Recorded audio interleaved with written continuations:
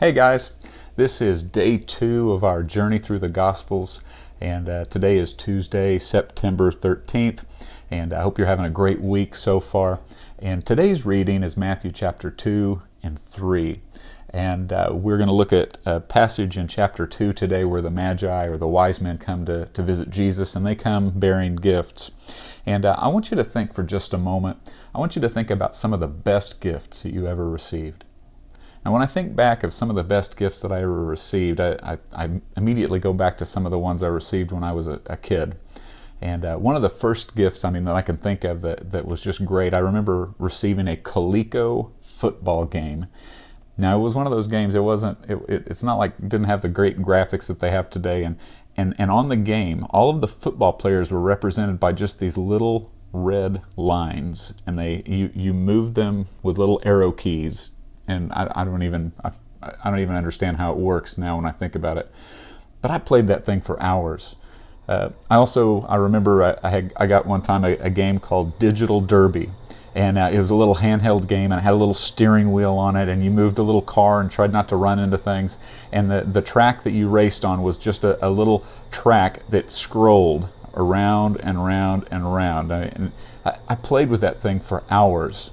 And so many other gifts that I received growing up and had a lot of fun. I remember I got an Atari 5200, one of the first gaming consoles, and I just had so much fun with that, and so many of the gifts that I received throughout my life when I was growing up. And even right now when I think about those gifts, they were great gifts, and they bring back a lot of good memories to me when I think about those things.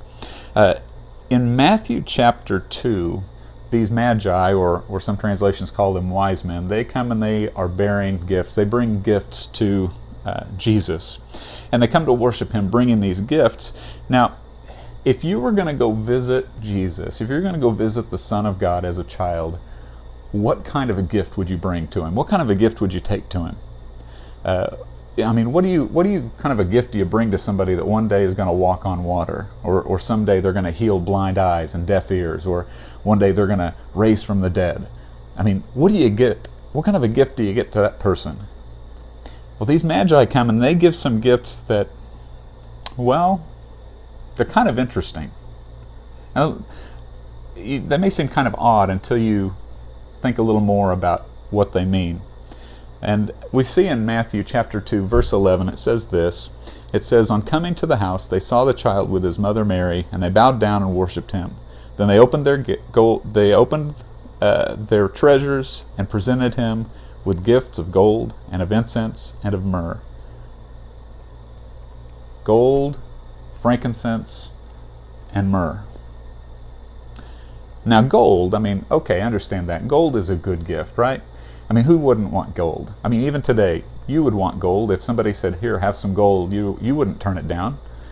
And so they bring gold, and that's all good. But if you think a little bit deeper, gold here, it really represents royalty.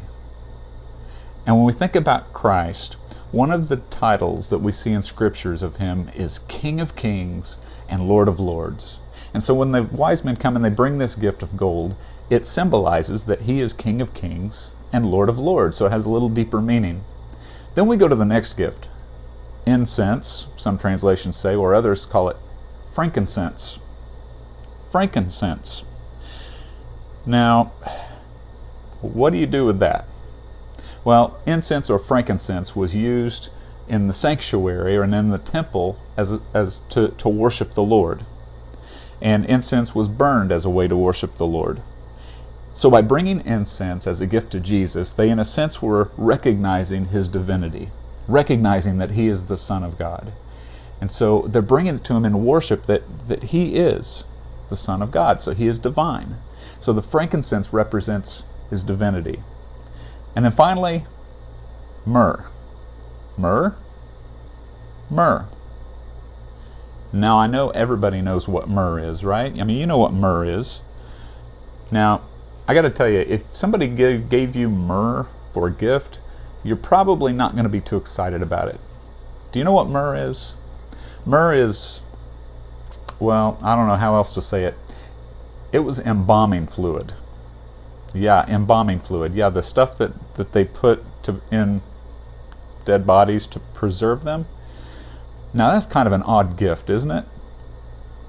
But again, if you think a little more on what that gift represents, it symbolizes what Jesus was going to one day do, that he was going to die for the sins of mankind.